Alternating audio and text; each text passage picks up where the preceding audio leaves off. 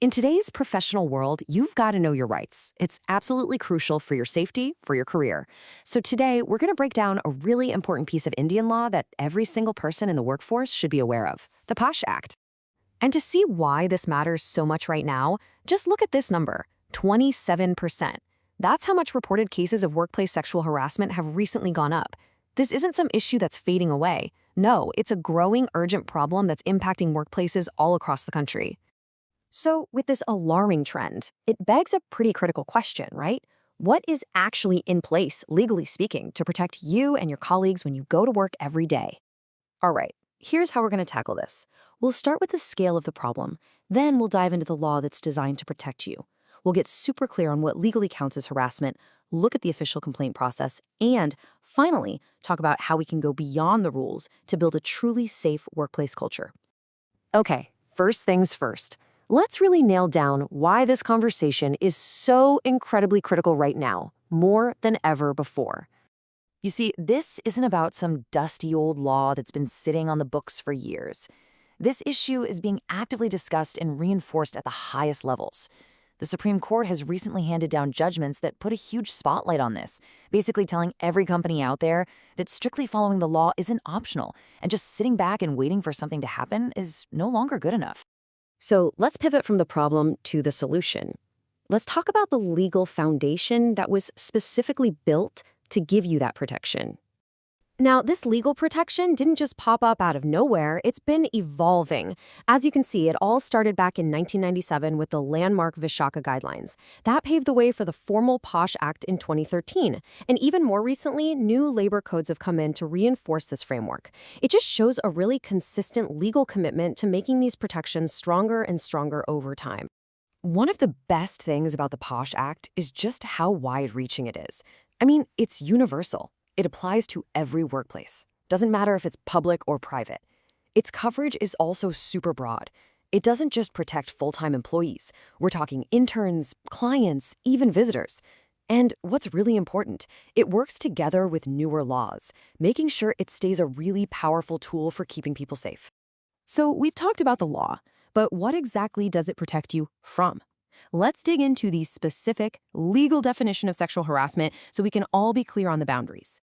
This right here is the heart of it all. It's any act of a sexual nature that is unwelcome. And that word, unwelcome, is the key. It means the impact it has on the person receiving it is what matters, not what the other person intended. If the behavior makes someone feel uncomfortable and it's not welcome, it can be defined as harassment. Simple as that. And to make it even clearer, the law actually breaks it down into 5 categories. You've got the really obvious stuff, like unwelcome physical contact, but it also covers things that are way more subtle, like sexually colored remarks. That could be offensive jokes or inappropriate comments. And other unwelcome conduct could be something as simple as lewd gestures or even just persistent staring. The big takeaway here is just how broad this definition really is. It's also really important to get this idea of a hostile work environment. This isn't about one single incident. It's when behavior is so persistent that it makes the workplace feel intimidating or offensive. It gets to a point where it actually interferes with someone's ability to just do their job. Okay, so knowing the definition is step 1. But what do you actually do if you need to report something? Well, that's where the redressal framework comes into play. The law puts some very clear, non-negotiable responsibilities on every single employer. They have to set up something called an internal committee, or IC, which is there to handle complaints. They have to create a formal policy, run regular training for everybody, and even submit an annual report about any cases. I want to be clear. These are not just suggestions. They are mandatory, and there are big penalties for companies that don't follow through. And if you do need to file a complaint, there's a very clear, structured process with deadlines. It all starts with filing a written complaint with the IC.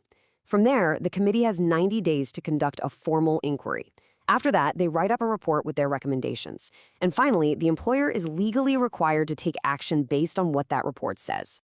Look, following the law is the absolute baseline, but the real goal, the ultimate goal, is something so much bigger. It's about shifting from just being compliant to actively building a culture of genuine safety and respect. This slide really shows the 2 different mindsets, right? On one side, you have box-ticking compliance, just doing the bare minimum to not get in trouble. But on the other, you have proactive culture building. And that's an approach that isn't driven by fear, but by a real commitment to making the workplace safe and respectful for everyone. So, how do you actually build that kind of culture? Well, it boils down to a few key things.